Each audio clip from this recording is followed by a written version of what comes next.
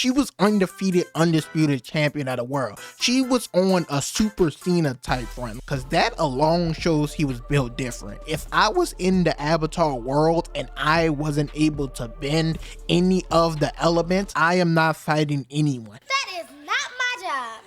Aang was the Miles Morales before Miles Morales, because everyone's saying, you have to kill him, you have to kill him. And he's just like, nah, I'ma do my own thing.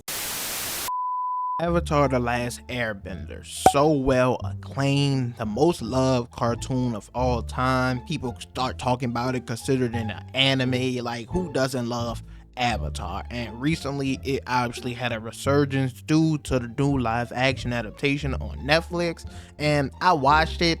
It just did not hit the same. I'm like, let me check out the original and make sure it's not just me, because I haven't seen the original in about 3 years, and I'll go back and I'll binge the entire series in 3 days. And the conclusion I came up with is Team Avatar is just built different, and I had to immediately make a video about them.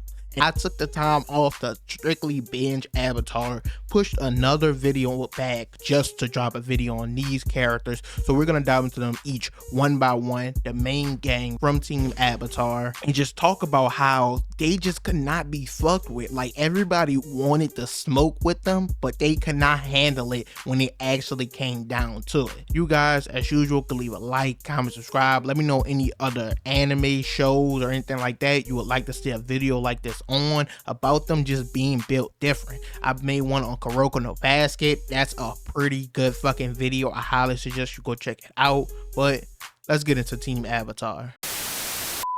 Now, with a group this goated, I struggled to decide who to talk about first. Should I talk about the master tactician that is Saka, or should I go to mistalk her shit but back it up that is Toph, or should I just start with the reason there is a Team Avatar and go to Aang? But after rewatching the first episode again, that's when it hit me. I had to start with the person who was standing on business since the first episode, Prince Zuko. Hello, Zuko here. Now, I know a lot of you guys are probably like, this nigga didn't join Team Avatar to season 3. Why would you start with him?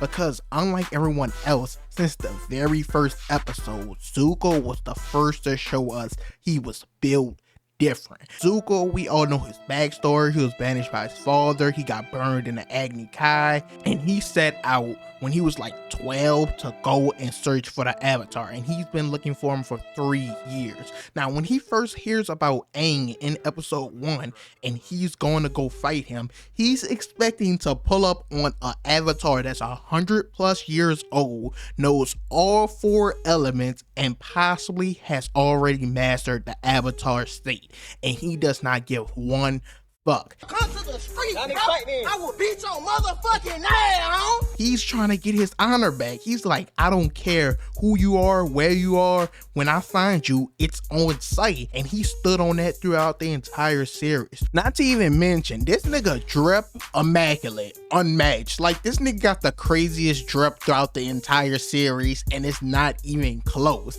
When he pulled up in the all black, even when he was fucking poor, he was tripped out. When he pulled up to the Northern Water Tribe, he always had that shit on. Boy, he got that shit on though. And this don't got nothing to do with being built different, but it really does. Like, you could tell when a nigga like that. When anime characters, cartoon characters, anything, you know when they like that based on how they look, how they dress, they whole fits. And this nigga's fit screamed, I'm him. Who are you? But he is him. Back to the hands though, let's not forget when he packed up Commander Zhao. Not once, but twice did this nigga dirty. The first time Zhao challenges him to Agni Kai, so they throwing hands, Zuko spamming the fireball jutsus back to back. It's having no effect. It's looking like he's about to lose. And then he pulls a Booker T spinneroonie out of nowhere and drops Zhao on his ass. I'm like, oh nah, That shit was crazy. Stands over him. A nigga would never stand over me like this. Then he pulled back up on Zhao at the water tribe and he was ready to throw hands again.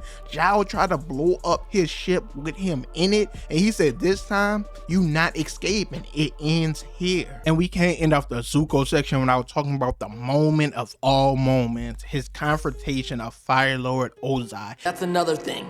I'm not taking orders from you anymore.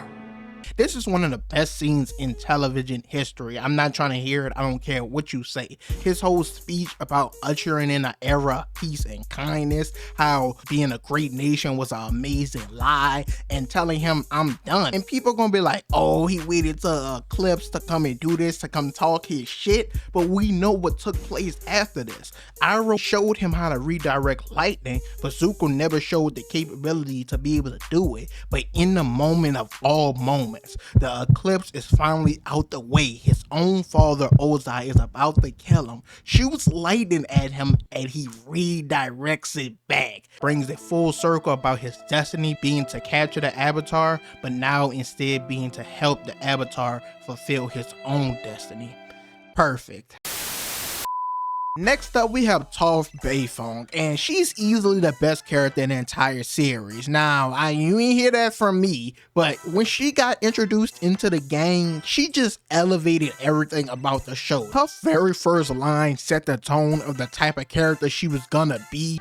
Sounds to me like you're scared, Boulder. She just knew she was Aretha Franklin. And it's a few things you motherfuckers gotta remember about Toph. Even before she joined Team Avatar, she was undisputed champion of the world. She was on a Super Cena type run. Like, she could not lose. Not even the Boulder could take her out. The Boulder feels conflicted about fighting a young blind girl. Over 1,000 days with the belt in her hand. And she is blind. She's known as the Blind Bandit and she still could not be fucked with. Not to mention our girl was out here winning battle royales, carrying Saka, Katara, and Aang like they some noobs. I am so glad we added you to the group. Dropping everybody off. She started making me reminisce on the old Fortnite days, Solo v Squad, and the way she was taking them niggas out, dropping them one after another after another. And what's crazy about all this I said about Toph in these last 2 minutes is this is only everything we see and learn about her from her first episode. That guy is just a total menace. That's how fucking built different she was. I think, in my opinion, you could put yours down below in the comment section. Toph has the most versatile and unique way of using her respective bending. The way she uses earth bending just makes for more cool, fun, exciting moments compared to like Zuko using fire or Katara using water. But now we gotta get to the big shit, the thing we all knew I had to bring up with her in this video. Her inventing her own bending style. The first person to ever metal bend. And my favorite thing about her metal bending is they didn't just spam the shit once she learned it, like use it over and over and over again. They used it only in situations where it was needed, and that made it cool every fucking time. And we all know the main scene where she pulled this shit out. She knocked on the door like she was a neighbor asking to borrow some sugar. Bust that bitch down, rolls into it, turns into a fucking transformer. If I was here right now in this room, I would be scared shitless. They have never seen anything like this before. The one and only. She then proceeds to solo squad again, just showing pure mastery over this technique she just picked up, bodying these street Fire Nation victims and sending them on their way. So Toph, easily my favorite character, and elevated the whole Team Avatar once she was introduced. That's how it's done. Next up, we have our favorite comedian, Saka, and to be real, we could straight up just say he had courage and he was brave and ended there, move on to the next character, because that alone shows he was built different. If I was in the Avatar world and I wasn't able to bend any of the elements, I am not fighting anyone. That is not my job. It's not happening. I don't care what you say, who you are.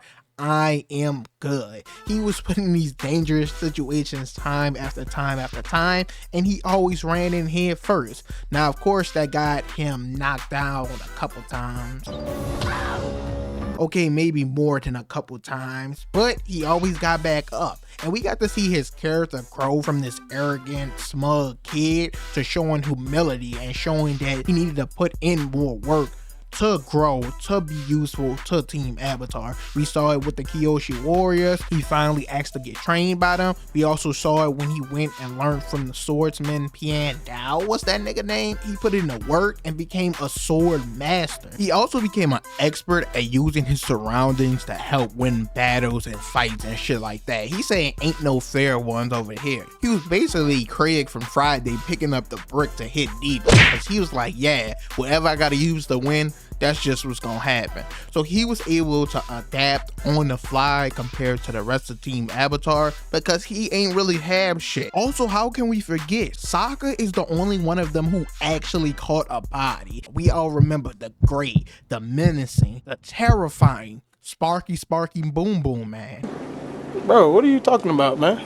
Yes, if you guys don't recall, Saka hit this nigga in the head with his boomerang, another one of his weapons, and fucked up his combustion powers that made him blow himself up. And if you guys remember the face of Katara and Aang after this took place, they like, yeah, you really killed a man. So we're not ever gonna say Saka isn't like that. Now we're on to Katara, and she's literally the queen of throwing hands with anybody. She does not care who you are. We all remember the Paku incident where he did not want to teach her, and she was like, fuck that, we could go outside and throw hands right now. You not about to disrespect me. Catch me outside, how about that? And she went out there and put on a master class. Like, I did not expect that. She really had that dog in her. I did not know that Katara was really like that. That's the first time I was like, oh, she's gonna be dangerous for everyone else going forward. And it was. There was multiple occasions where she packed up Azula. We know in that 2v2 in Ba Sing Se, Katara was chilling. She was beating the shit out of Azula. They had to start jumping Katara because one-on-ones, she was giving Azula the beats. Azula could not fuck with her. And then she went on later to beat Azula to outsmart her in the end. And who could forget about the time she went to try to get revenge for her mom's death? Packed up a whole ship full of firebenders easily, not even breaking a sweat. She then goes on to find the actual person, and in this moment, I was actually scared of Katara. And I'm not even trying to be funny. You guys could tell I'm making way less jokes in the Katara section of the video than all the other previous characters I just did. And that's because Katara is not to be fucked with. She don't play games. She doesn't do jokes. We saw when she tried to tell a joke. Plus, it's so hot today. How hot is it? It's so hot, Momo is shedding like Appa. Nah, that ain't it, y'all. Listen, man. And then our sweet Katara tried to tell another one. I miss Saka. If you miss him so much, why don't you marry him? I guess the jokes don't run in the family. So she's definitely lacking in the jokes department, but she definitely makes up for it with the hands. She's arguably, other than Aang, the most scariest member of the team, and you guys know why. Scariest episode in the entire series, the bloodbending episode. Yes, when Katara becomes a bloodbender, she's literally unfuckwittable. In the scene where she attacked the Fire Nation ship and she used the bloodbending for the first time after she learned it, I'm like, oh yeah, she's really a demon now. Like, she must have been around Toph too long. She started talking her shit. When she met back up with Jet and Ba Sing Se, she threatened him. She was about to smoke him. When Zuko went and finally joined Team Avatar, she threatened to kill him. She was feeling herself. She was like, hey, I believe I could take anyone in a 1v1. Try to prove me wrong. And that's why Katara is the most scariest member of the team, other than, of course, Aang. And last but not least, we have Avatar Aang. And it's like with Aang, where do you even start? Because there's so many big moments from Aang, but there's a lot of little ones I think people don't even peep or notice. Like the fact that Aang has a Sharingan. And if you guys pay close attention, he used this on multiple occasions. We saw when him and Zuko was throwing hands one time, Zuko made like a scythe, a sword out of fire, and was running at Aang with it. And not even 10 seconds later, Aang does the exact same move out of air. He was able to see it one time and copy it perfectly. Not to even mention when he was first getting trained by Katara, he was easily able to pick up every single water trick she showed him. After watching one single time, the water whip, the scroll, the moving the waves back and forth, it was just all simple-minded to him. And the thing that makes and elevates all of Aang's moments is how he was raised, how he grew up. He was a pacifist. So when he gets to the moments where he gotta crash out, run, and fast. And we all know the main moment of that, when they kidnapped Appa and he confronted the Sandbenders. And the more I watch this scene, the crazier it gets to me. We're about to dive into the Fire Lord Ozai situation next, but Fire Lord Ozai was the main op and Aang didn't even want to kill him. But in this moment, realizing that they was the ones who took Appa, he didn't care your name, gender, any of that. He was ready to drop bodies. Him, her, him, bodies. So again, he's not ready to kill the person that got the whole world at war, destroyed tribes and nations, civilizations, homes, but you still his pet bison. Watch out. But now we're ready for the main event, the moment you all been waiting for. This was 3 seasons in the making. We waited for this fight longer than Mayweather versus Pacquiao, and he did not disappoint.